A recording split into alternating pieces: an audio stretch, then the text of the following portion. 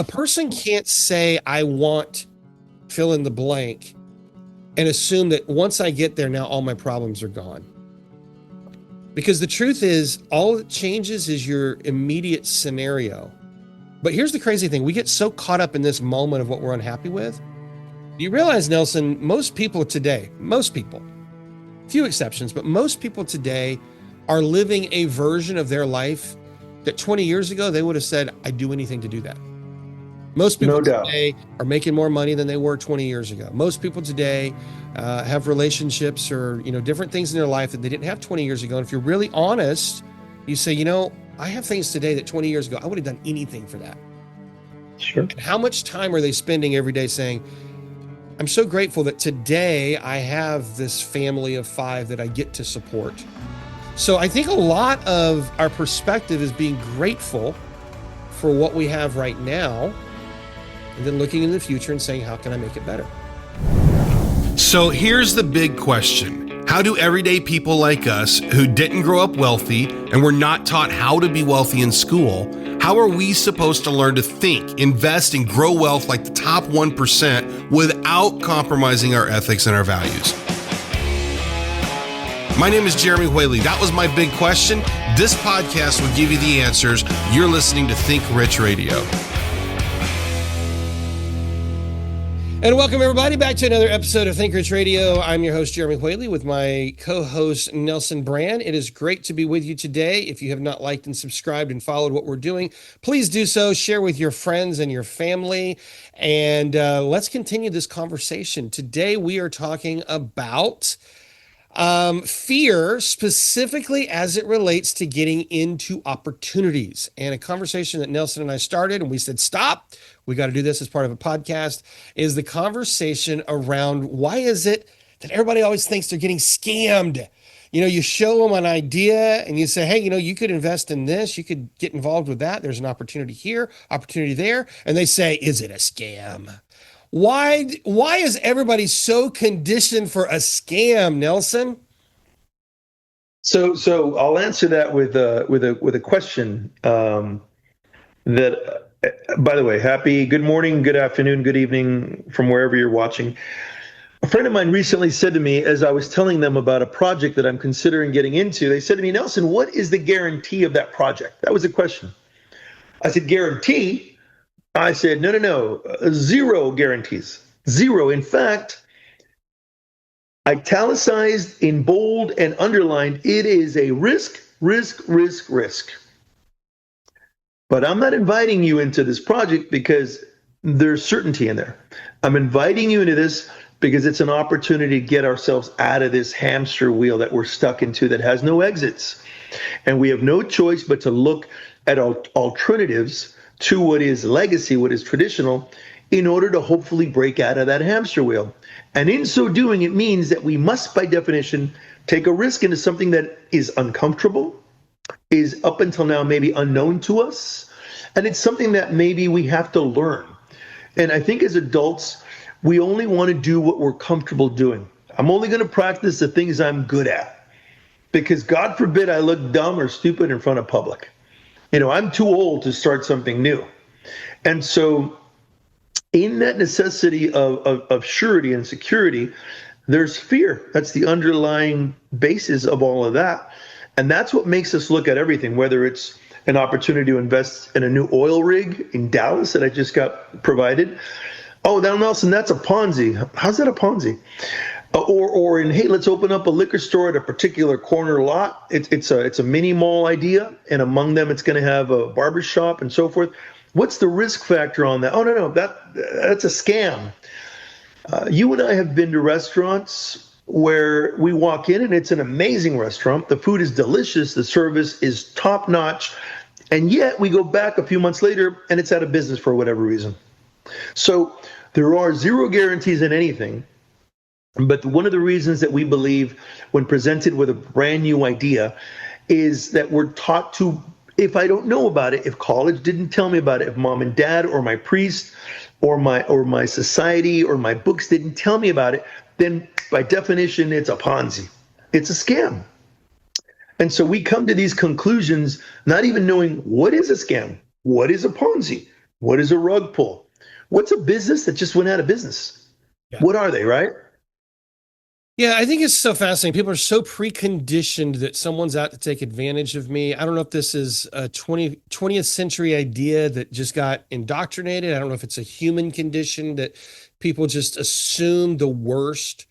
Um, but I just don't think that way. And it really, I have a hard time really empathizing with people whose first reaction is this is a scam. And I often come back with, well, what do you want? And they want certainty, they want security. And I'm reminded, I can't prove that Hitler said this, but somebody has said that Hitler said, how do you control a group of people? You guarantee them shoes on their feet and food on their table, and you can control a nation. Well, that's what our country has done. They have guaranteed pennies. They have guaranteed smallness. You have FDIC insurance to guarantee your deposits in the bank, but in return for that, it's barely enough to put shoes on your feet and food on your table. And all of the people that I watch that break out, that think extraordinary, that think big, that achieve big, all of my successes, all of my real successes came when I took immeasurable risk with 100% uncertainty. That's when all of my big successes have happened. When I try to control my risk and I really try to refine it, it ruins everything. I had a multi-7-figure business that my business partner got so obsessed with controlling risk that it crushed 100% of the momentum, just like that.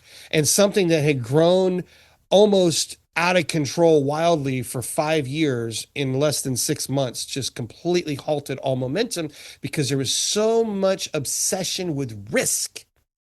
And so I want to talk about that. Let's define this a little bit. Risk is essential. We have to take risk. You will only get rewarded. Let me say that differently. We get rewarded for the level of uncertainty that we learn to comfortably handle. So if you can understand how to comfortably, if you can learn to be comfortable with massive uncertainty, you get the opportunity for massive reward. If the amount of uncertainty you can handle is very, very small, your rewards will be very, very small. And starting with that as an understanding, let's look at opportunities that people might want to get into. And their first reaction is, it's too good to be true. It's too good to be true. And let's kind of break it down. So let's start with, I have my definitions. I'm going to let you go first. What's a scam? Start with a scam. How would we define scam? A scam is what we see, and let's be specific here. A scam is something where you have a charming person going around and creating something that from the very beginning they know that they're stealing money. They're going to be cheating people out of money. Are you talking about... Say again? Sorry. I said, are you talking about women again? I am. No, I'm not. I'm sorry to all the ladies in our audience. You're hilarious. That was completely inappropriate, but we had to inject some humor in this very stressful subject. So a scam comes in with someone who intends on cheating and stealing people in the first place. And unfortunately, there's so much evidence of that at our perimeter. We see that in 80 to 90% of the so-called opportunities out there. It's something that is prevailing. So we have proof of that every single day. We hear it in the news that there's one scam, the latest scam, this scam, and so forth. But it's malintended in the first place. That's the key word, is there's intention to do harm from the beginning.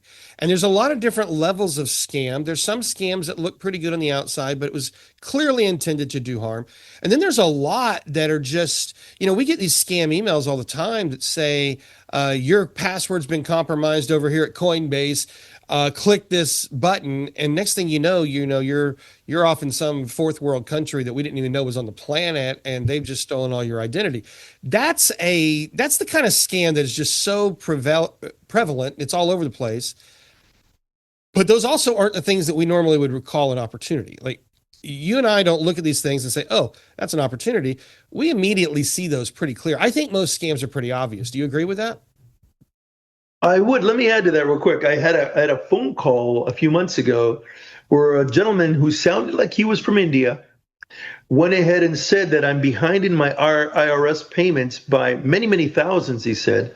And he suggested that I go get a Walmart card and go down to Walmart and credit them some money via federal, no, no, via some credit union, some MoneyGram idea. And I said, oh my God, you're kidding me. I'm on my way right now, sir. So some scams are obvious and self-evident, right? Just obvious. Okay, let's define this. This is one that I get a lot because I've done a lot in the area of affiliates. I have affiliate programs for most of my business. Um, I've been involved in different affiliate deals from the beginning of the internet, really. And then you've got this whole world of like network marketing, MLMs that a lot of times people say that's just a pyramid, that's a Ponzi. Let's define those definitions because it's the idea of an affiliate marketing system is a very legitimate marketing tactic that, we teach in business schools. And then there's something different with a Ponzi scheme, and there's something different with a pyramid. So let's look at those definitions. If we were to think Ponzi, in your definition, how would you define Ponzi? So it's interesting. I'm going to touch on some of the things you brought up, which is affiliate programs and how the multi-level marketing / networking component makes it slippery for people to want to be involved. They immediately think it's Amway. Maybe it is, but Amway's still around. And Amway still works. Amway still works. It's been around for a very long time. In fact, there are great examples of multi-level marketing pyramids, if you want to call them, that have succeeded, and they're still around, and they've been around for a long time, and they're going to continue to be around. And the whole theory behind those is what they do not spend in marketing, public relations, advertising, and so forth, they instead give it to the people, their affiliates, in the form of commissions to go ahead and vend whatever their product or service is. So in theory, that is a very great business plan that could work. But along the path of MLM and networking, there have been more examples of people that have enriched themselves at the very top. And once they've had enough money, they gut the system and they go away. So that is an example of a Ponzi where they're taking money from John and they're paying Henry for now, but there's no real product in between. There's no real genuine service. All they're doing is selling seats on this particular pyramid. Okay. And in so doing, it's a Ponzi. So pause right there. I know what you were thinking in your head. You left a sentence out in what you said. So I want to bridge that gap so our listeners really get it here. Direct sales, affiliates, network marketing is a legitimate business model. Yes, the structure can look like a pyramid. We can address that in a minute, but that doesn't mean it's illegal, and it doesn't mean it's actually bad. A true Ponzi, number one, has no product at all. A Ponzi is what Bernie Madoff went to prison for. And basically the function of a Ponzi is you bring money in, you pay the people that already, you bring money in, you promise a return. And as you bring more people in, you pay the first people with the money from the second people, but there's no product moving back and forth. There's no investment happening. It's just literally the money funnels up and eventually the whole thing collapses. That's what a Ponzi scheme is. And it's truly a scheme. It's actually named after a guy named Ponzi. So that's why, that's what that is. And that's not what direct sales is. And it's not what network marketing is. And it's actually not what a lot of the crypto opportunities are, even though people often say that. People look at things that seem too good to be true and they immediately say it's a Ponzi. It's a scheme. It's a scam. It's a pyramid. Okay, well, let's talk about a pyramid. What would a pyramid be? Back in the day, did you ever see, I used to get these in college. I used to get these letters that would say, if you would send $10 to your 10 closest friends, just send them each $1. Or I think it was, I sent in $10. It was like back in the day before email. They would say, if you send us $10 and you have each of your friends send you $1, you're going to make money or something like this. And there was like these chain letters. Did you ever see those? I did. I remember that. That was popular in the day. Some people saw that as a method of savings, believe it or not. That was a pyramid. I didn't explain it very well. But the idea is that there's one person at the top and all the money keeps flowing to them. and the people at the bottom get left out. It's similar to a Ponzi, but it's different. And more importantly, it gets the name pyramid simply from the structure itself. I don't know that I really see too many pyramids today. Do you? I do not. I do not. But I will say this, that call it a Ponzi, call it a scam, call it a rug pull. One thing that seems to be the common thread between all of these is that they do not have a viable product or service. There's nothing of value. There's no problem solving. There's no societal solution to a particular problem, no mission, no demand, therefore, no purpose, no utility. And so when you're selling an idea and it relies on pretty adjectives alone, and there's a commission structure based on selling particular positions within a pyramid or Ponzi, whatever you want to call it, that's when you have a scam or a Ponzi or a rug pull, if you want to call it, right? Because it's selling adjectives. It's not selling something real. Right. And in the case of the rug pull, that's generally kind of like a scam, but it's a more sophisticated scam where there's a lot of structure around it. And the people who started it from the beginning expected they would walk away and screw everybody. That's kind of the rug pull idea. Let's go back to the legitimacy side of one of those structures. And I want to talk about both network marketing / MLM and affiliates. I learned many years ago, I was kind of surprised when I learned this, but I learned there's only really about 14 business models on planet Earth.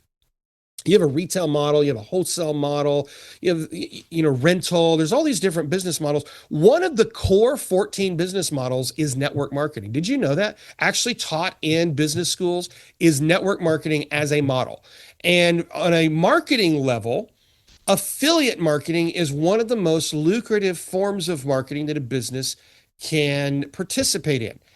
This is from a business standpoint. I'm not talking about Ponzi's. I'm not talking about representatives. I'm not talking about anything other than just strictly in business schools. When we look at, I'm going to put together a concept and I'm going to sell a business. What do I want my business model to be?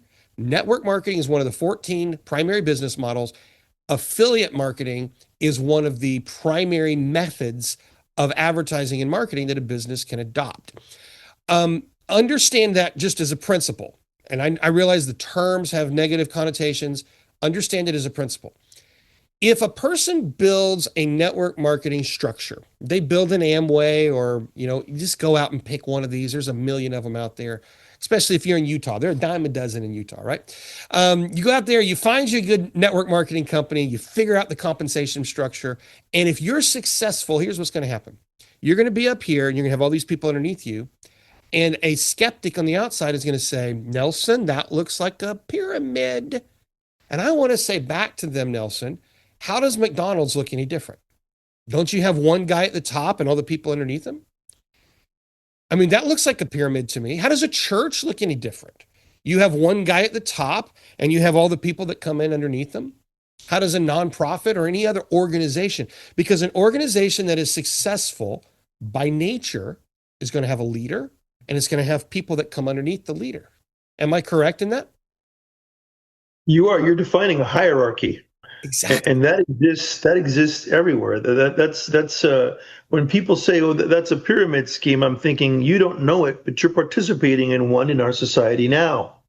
Yeah. The only thing is that you're a pawn at the very bottom, and part of the requirements of being a pawn is this, and to make you fearful of something that you're already a part of, right? So I believe that the media puts out, well, the school also does, they put out fear towards in these directions. And yet, if we change the verbiage slightly and we say, instead of, hey, Nelson, this affiliate system pays a commission structure, if we look at it it's a referral fee. And right now, credit card companies, they'll give you a referral fee if you send your link to your relatives and your friends. If you jump on Amazon, they'll give you a referral fee for you to bring on your friends and family as well.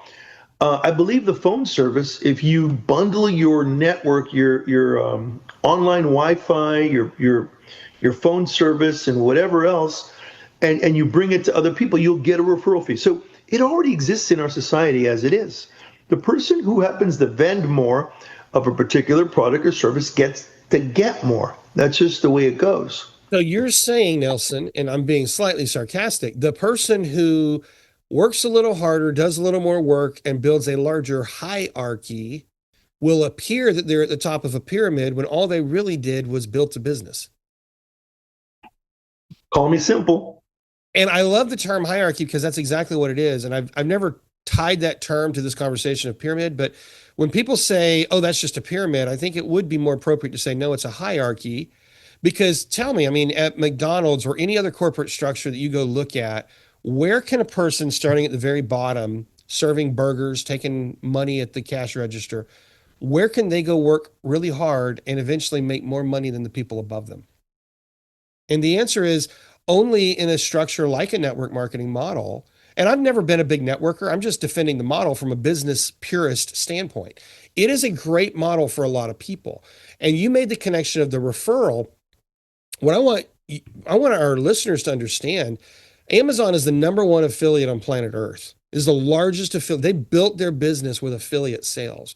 And what most Right. people realize is advertising and marketing as we know it, it's changing so fast. And the only way in the future that you're going to see businesses growing, it will not be advertising based. The whole 20th century model of big brands, that is collapsing faster than they can throw money at it. What's working? Referrals. Hey Nelson, I saw this really cool idea. Did you see it? Hey Nelson, I tried this really cool, beverage. Did you try it? Hey Nelson, I saw this really great movie. That's a referral model. That's what affiliates are. And that means, Nelson, that anybody who's listening, by just simply having friends, can start to earn extra money on top of what they've been doing and start to establish sovereignty. And right there, that last word, sovereignty, that's the one. That's the one real reason that our society and our expert class has been warning us against MLMs and pyramids and so forth all this time, is because going in that direction puts all the weight on an individual's back to do it themselves. They're no longer going to rely on a steady paycheck. There's no longer the certainty of my benefits. There's no confidence that I'm going to go to a job and every couple of weeks I'm going to get my money, my automatic deposit in my checking account. It puts all the onus on the individual, right? And so society understands clearly that if too many people decide to say, I'm going to do this on my own, I'm going to rest, I'm going to put it on my own laurels, it's going to fall on me, and they go out and they happen to kick ass and take names and do really well, that person is no longer going to be looking for a job from here on forward, because they'll understand that they can make 10 times more within a limited amount of hours than they could going back to their full-time gig plus, right? So the moment we get to that realization that they put the fear into us, the doubt into us regarding MLMs and regarding affiliate programs and so-called pyramid schemes, that it's a necessary scheme or scam or you're going to fail at it, because they don't want anyone to succeed individually, right? They need us government dependent. Absolutely. Here's the irony that remember that really big, I'll call it a scam that happened in 2020 with this big health crisis that happened. And, now we're finding out yesterday, if you heard the testimony in Congress, that a lot of the stuff that the government pushed on us was actually killing people. Well, guess what that whole thing did when they pushed everybody home? Yes, it in for the short-term gain, it gave them control, but they lost control in that moment because starting in 2020, America as a culture, and I don't know what the global stats are, but in the United States, society had to survive. So what did they do? They started doing independent jobs. And from that day forward, we are now to the point where I think it's 30 to 35% of all Americans have multiple side gig hustles. In fact, there's a large percentage, I forget what that percentage is right now, that all they do are side gigs. So they're doing things like their extra home-based business, their MLM, their affiliate business, their online business. They're doing DoorDash/Uber side gigs, and they've completely left that supposed corporate structure. They are actually maybe not making tons of money, but they are actually sovereign. They reclaimed their sovereignty out of that act that the government pushed to push everybody home, it actually did the opposite. It pushed people into sovereignty. And now there's a huge percentage of our country that is warmed up to it. And they realize I never want to go back to that old model of being told I have to come in 9 to 5 every day, operate this way, get paid pennies, never see my kids' games, miss out on life. That's what sovereignty is. Sovereignty is our opportunity to step up and say, no, I'm not going to believe the American dream they sold me. I'm going to believe the American dream that I make, because that is the American dream, right? That we can come here and do anything, we can be, do, and have anything that we can put our mind to. That's the American dream that I know is real. But our government and society and all these, institutions have led us to think differently. So when I see this, I want you to respond to this. When I look at all the opportunities, my reaction is never, oh, that's a scam. I'm going to put my filters on. Occasionally I fall for something here or there. I can't tell you, Nelson, the last time I was scammed. I've been part of some failed businesses, but you know what? That's actually happened in my life too, because I've started 7, and one of them has actually done multiple 10 figures. Only one of the 7. So does that mean 6 of them were scams? No, it doesn't. It means that you wore the wrong colored pants every time you decided to work on that particular project. In other words, no. Sometimes we'll go to a restaurant, and I've said this to you before, a great restaurant that was delicious, great customer service, and regardless of anything, and it could be a sandwich shop, it could be a cafeteria, it could be a cafe, it could be whatever, a taco joint. And we thought it was incredible, but no matter what, it failed anyway. So there's no guarantees on anything. But really quick, I'm going to backtrack before I get to your question, to answering your question. Even the worst of conditions, which was our staying home during that whole condition, look at what good came out of it. People had to look in the mirror and say, how do I survive? Restaurants suddenly knew that people weren't going to come to their eatery, so they immediately developed a takeout service, and I'll bring it home to you. People, the restaurants themselves started vending. For example, I know a personal friend who did deconstructed tacos and burritos, and he'd sell beans, rice, chicken, and tortillas and avocados sold separately in a bag and drop it off as a form of groceries to people so they can feed their families that day. And so people had to use their imagination, and so much good came out of it, because in pursuit of, I got to follow the law, I got to obey the rules, I'm going to stay home, they had to become creative. And now they do contract work that they'll take online. The whole hustle culture is huge to date, with a side gig or 2 side gigs. Remote work. Now people will say, I don't need to go into the office 5 days a week. I'd rather stay home in my pajamas. I'm going to be on a Zoom. Bottoms are optional, but I do it in the leisure of my home.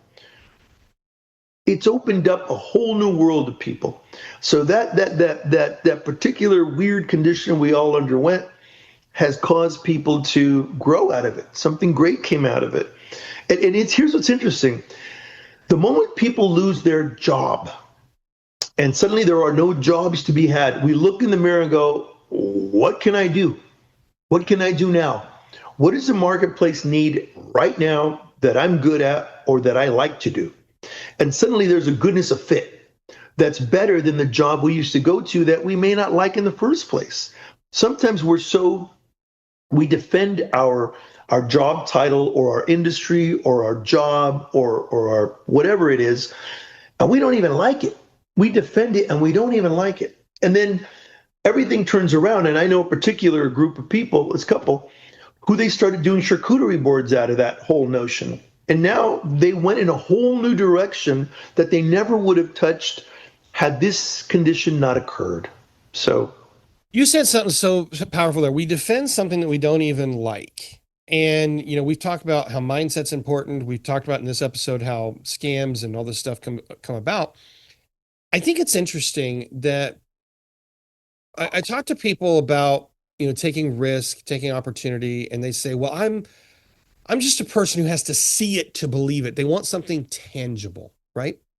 And what I really hear them saying is, I'm only comfortable with what I know. But what you know is just a thought, it's just a belief. Oh, I have to pay this much tax. Oh, I have to work this many hours. Oh, money is hard. These are worldview questions. These are beliefs, but it doesn't mean that they're big B beliefs, as in, absolute truth. These are beliefs that we've chosen to believe. And the crazy thing is, what if that belief didn't exist? There was a really great book. I forgot the author. Her title of her book was "Who Would I Be Without My Story?" If I didn't believe these things about myself, who could I be? And that's what I want to say to people is, what could you accomplish if you didn't have your story or your belief about how things had to be? If you didn't think, oh, everybody's out to get me. There's always a scam. There's always a Ponzi. What else could be true? Could it also be that you've been praying at night for an opportunity, and as soon as the opportunity shows up, you shut it down because you assume everybody's out to get you? Are you going to be that person that's out there drowning, begging God to send you a lifeboat, and, three boats come by in a life preserver and none of them looked the color you wanted, and so you tried to jump on the back of the shark? I mean, like, who are you going to be here? Sometimes the reality is the answer looks exactly opposite of what we think it's going to look like. But what holds us back is our belief of what we expected. We expected it to look a certain way. We expected a certain level of certainty. And when that doesn't show up, we write it off. And then we wonder years later, why am I here? Why am I a victim of this? We're really just a victim of our own beliefs. What do you say to that? We are. The person who, again, and I've said this before, if we continue to in our minds fail at particular things, it's because we anticipate and expect failure, and therefore the environment will acquiesce to what we expect, and it'll give us exactly what we expect, not a nickel more or less. It's when we expect great things, abundance, positivity, productivity. If that's all we can see, and let's assume it doesn't go our way, we'll be terribly disappointed because suddenly we're in this habit of things always go our way, literally always, and suddenly every moon and again it doesn't occur. We'll be so disappointed because we become inculcated on the opposite side of the spectrum that we expect things to be great, and suddenly it's not exactly the way we wanted.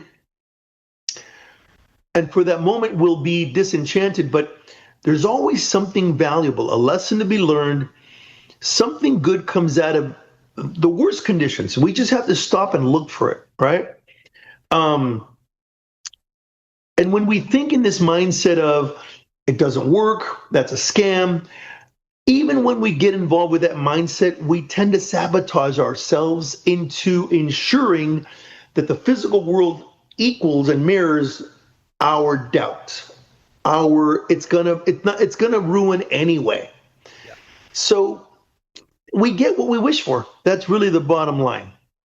Yeah, we do. I think it's interesting. People say they want XYZ, fill in the blank. I want more money. I want a spouse. I want this. I want that. And what they're really saying is, I don't want the pain I have today. And, here's the thing. It doesn't matter what you go after. There's going to be more problems on the other side. It's just that your problems change. So a person who's sitting here today saying, hey, I need more money. I need another 20% every month. Okay, so here, let me give you another 20% a month. Do all your problems go away? No, your problems change. I remember, I think I may have shared this story with you. I remember several years ago, we had gotten into a cycle where, well, it was not a cycle. We always did this. We always paid for all of our advertising on our American Express card because we got credits back for it and everything. And one month, the American Express bill came due, and I looked at it, and it was more than I owed on my house. And it was due in 45 days. And I thought, wow, my problems have changed. And guess what? We paid it.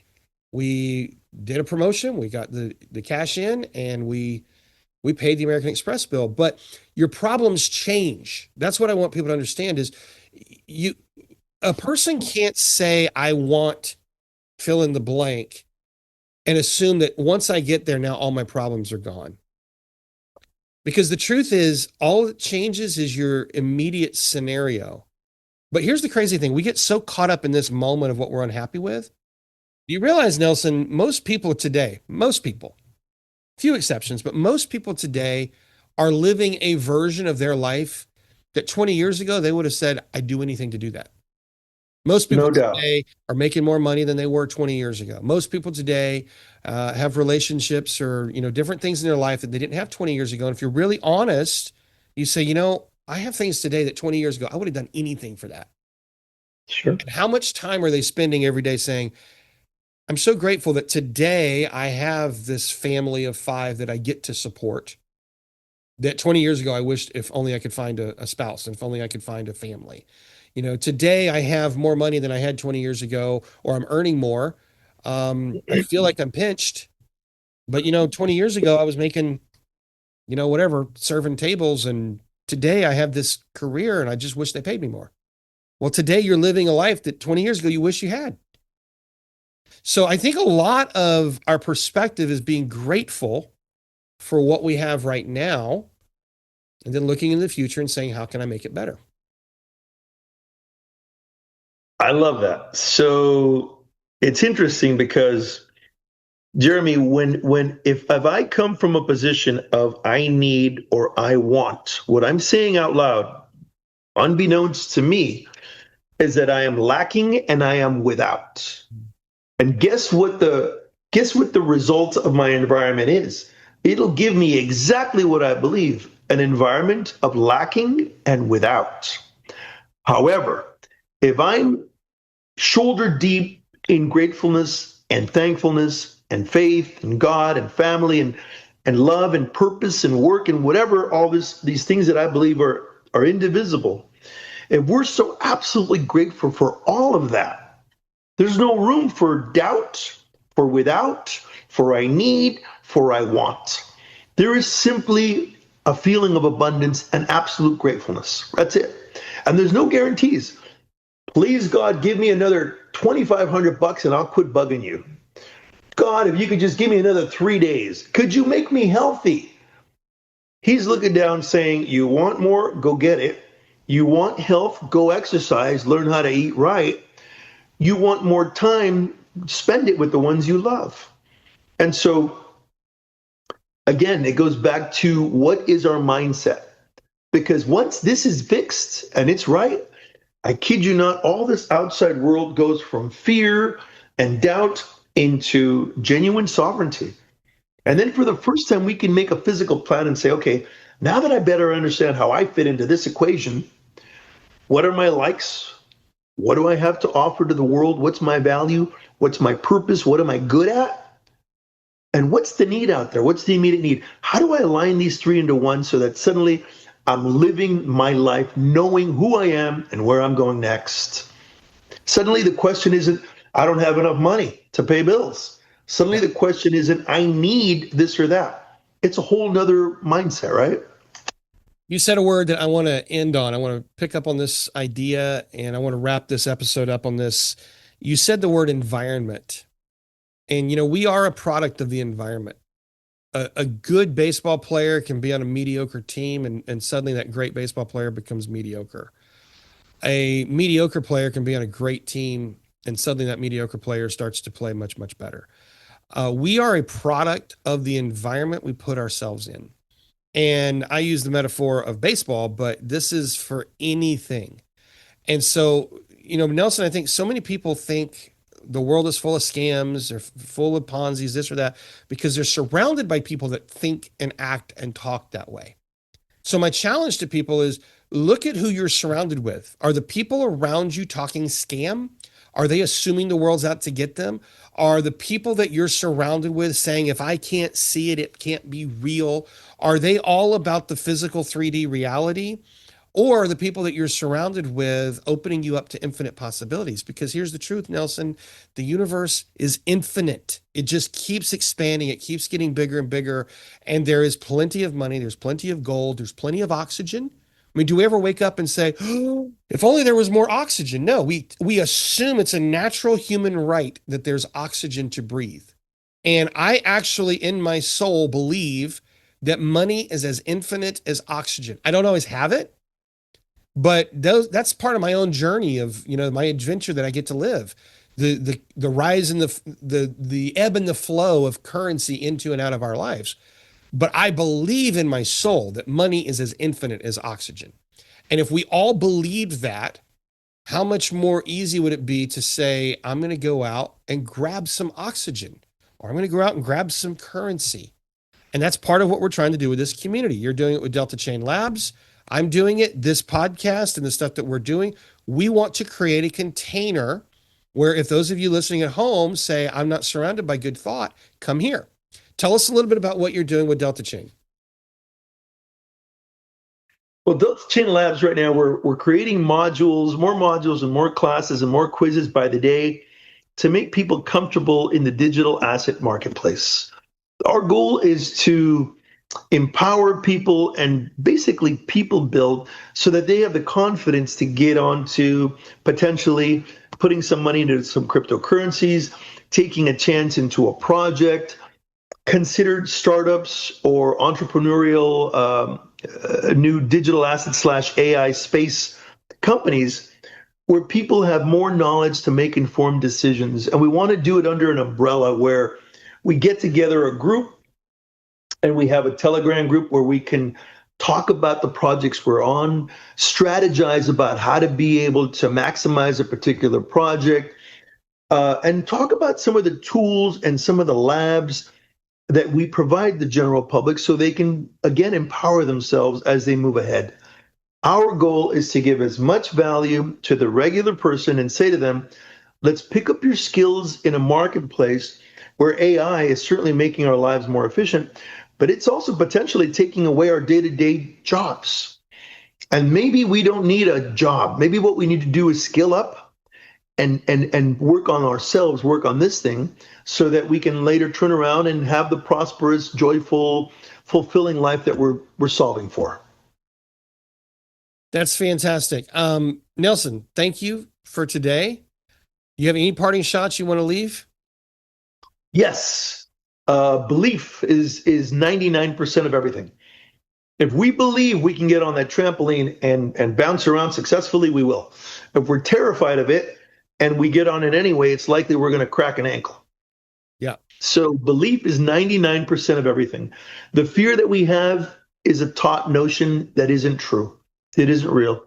And to your point, Jeremy, the place is infinite. Everything here is infinite. We were taught scarcity so that we're fearful and we doubt. Don't believe it for a nickel. Join us in this community. It's going to be all about abundance, prosperity, and growth. Fantastic. Thank you, everybody, for listening, for tuning in today. If you haven't liked and subscribed and followed, do what you need to do, whichever platform you're listening here. And reach out if you need some help on cryptocurrency, AI, the different things that are happening in the world. If you're wanting to learn how to trade, how do you trade the stock market in the age of decentralization? Well, come check it out over at trademaestro.com. Let me help you out there. If you're looking to get a step-by-step on how to get started with cryptocurrency and some of these basic ideas, and you just need some, simple training that says, hey, I'm a newbie, I'm starting at square one, go check out what Nelson and the guys are doing over at deltachainlabs.com.